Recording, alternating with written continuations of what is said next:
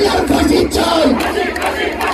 যতদিন জুলাই গণ অভ্যুত্থান থাকবে বাংলাদেশের রাজনীতিতে আওয়ামী লীগের কোন স্থান হবে না, এর কোন পুনর্বাসন বাংলাদেশের জনগণ মেনে নেবে না। শুধু একটাই উপায় আছে বাংলাদেশে আওয়ামী লীগকে আবার ফিরিয়ে আনার, আমাদের দেশের উপর দিয়ে আওয়ামী লীগকে বাংলাদেশে আনতে হবে।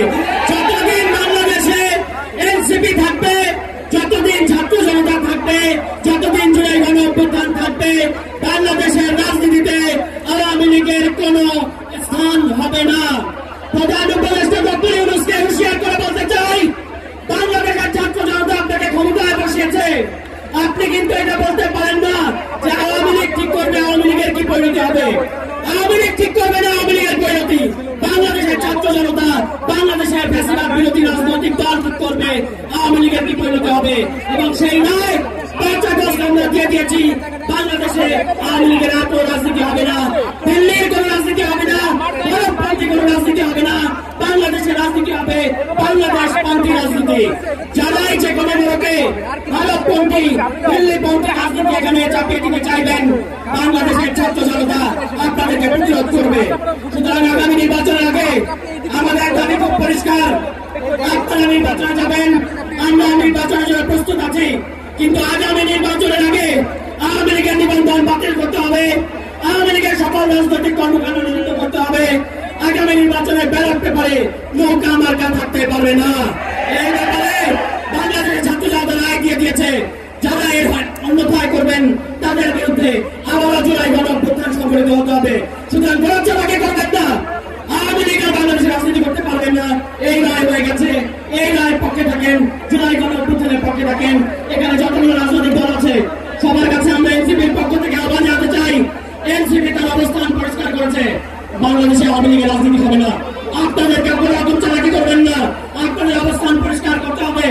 আওয়ামী লীগ কি আপনাদের অবস্থান কি জনগণের সামনে পরিষ্কার করেন। প্রত্যেকটা রাজনৈতিক দলকে তাদের ইশতেহারে আওয়ামী লীগ নেতাদের কি অবস্থান পরিষ্কার করতে হবে, এটা পরিষ্কার করার আগ পর্যন্ত বাংলাদেশের জনগণ তাদেরকে ভোট দেবে না।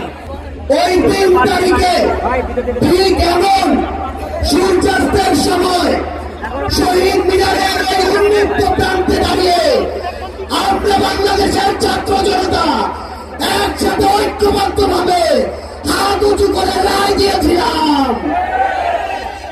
ঠিক তখন থেকে আজ ৯ মাস পরে ২০২৫ সালের মে মাসের এই ২ তারিখে এই বাইতুল মোকাররমের সামনে বাংলাদেশের ছাত্র জনতা আবার হাত উঁচু করে ঐক্যবদ্ধ ভাবে রায় দিবে। আমরা সেদিন এক হাত তুলে, এক আগুন তুলে এক দফা ঘোষণা করেছিলাম।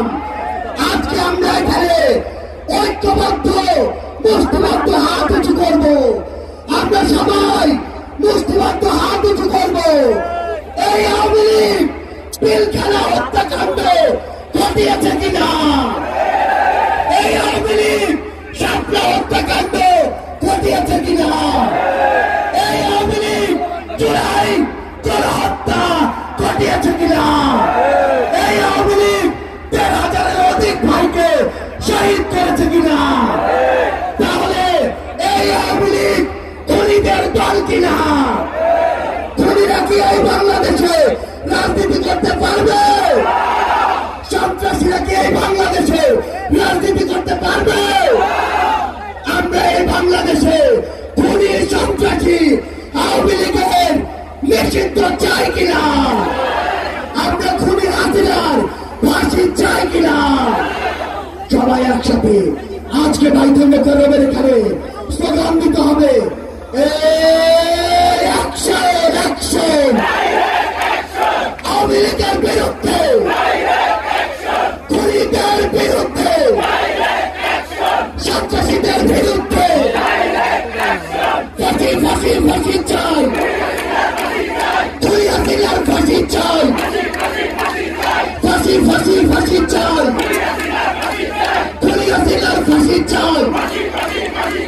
অ্যাকশন অ্যাকশন এনসিপির অ্যাকশন, এনসিপির অ্যাকশন।